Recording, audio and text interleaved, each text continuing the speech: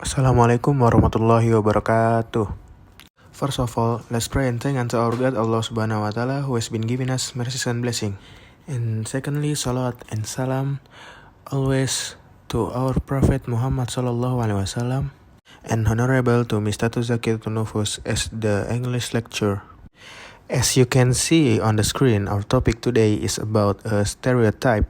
Definition of stereotypes. Stereotypes can be defined as beliefs about certain groups, but from whence do these beliefs come? There are two sources. The first are mental representation of real difference between groups. These stereotypes are sometimes accurate representation of really or at least of local reality to which the perceiver is exposed under the circumstance. Stereotypes operate much like object schemas, allowing easier and more efficient processing of information about others. Like schemas in general, the stereotypes may cause perceivers to gloss over or fail to notice individual difference, but otherwise there is little reason to believe that they cause people to deviate from accurate perception. The stereotypes are selective, however, in that they are localized around group features that are most distinctive, that provide the greatest differentiation between groups and that show the least within group variation. And the second, whereas a variety of stereotypes are based on real group difference, we believe that stereotypes based on relatively enduring characteristics of the person, such as race, religion, and gender, have enormous potential for error.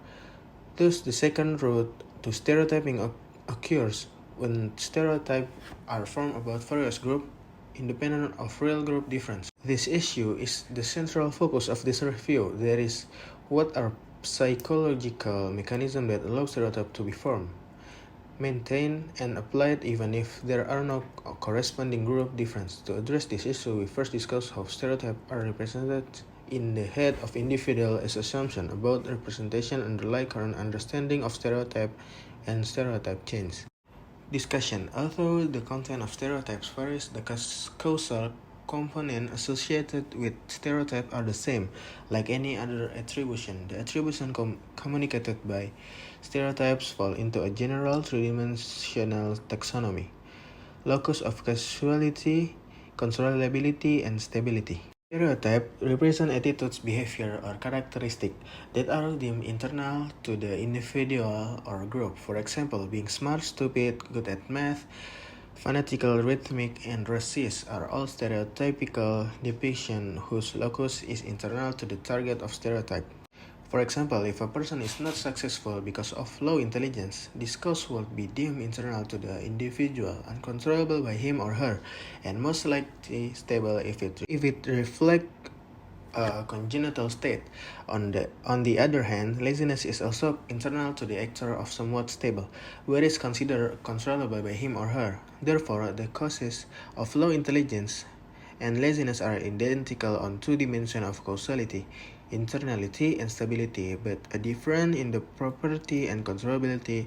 Conversely, if a person is unsuccessful because she or he is a member of an underprivileged group, the cause of the poor success would be external to him or her, uncontrollable and probably stable. Being underprivileged differs from low intelligence and laziness on two dimensions of causality, internality, and controllability, but is identical in its stability. Stereotypes that imply internal, stable, and controllable characteristics and behaviors can be both informative and, in some instances, harmful to those being stereotyped. Stereotypes that imply controllability over positive outcomes, such as Asians are hardworking men are practical, can produce feelings of accomplishment and competence in the student, and will likely lead to increased pride in and following of a task at which they perform well. There are some stereotypes that suggest a trait, attribute, or behavior is beyond the person's control. Asians are good at math, Germans are logical, and so on. In the classroom, these stable characterological attributes that are outside of the student violation are double-edged sword that can ultimately do the most damage to a student motivation and self-image than any other kind of stereotype. Stereotypes often reflect qualities internal to and uncontrollable by the individual, and individual who is stereotyped is vulnerable to this self-esteem threatening attribution. External attribution remove responsibility from the individual and place it on factor outside the individual control. As a result, the individual is not to blame for negative outcome and deserve sympathy and assistance. In short, it is not their fault. Those who hold stereotype that the cause of a negative state is external to individual or group will not blame group members for the state, but instead will feel sympathy and compassion, will be more likely to assist them or support programs that offer assistance to ameliorate their unfortunate circumstances, such as affirmative action, social programs, or even individualist assistance. Now the conclusion. Conclusion is, stereotype perfect educational and achievement domains, from the classroom to the playground, from the dean's office to the officer office. From the time a child enters preschool until they retire, stereotypes can impede people's goals through catalyzing and justifying negative evaluation and punitive or rejecting behavior toward the stereotype. Stereotype also create internal barriers to success by propagating self-doubt, hopes for the future, or lost confidence in an environment that does not let the stereotype succeed. And although they are too numerous to count, the multitude of possible stereotypes have very specific consequences for the way students are judged and treated by their teachers and peers, and for the way students perceive their own capabilities and potential. Last, I say thank you for watching, and maybe that's all from me.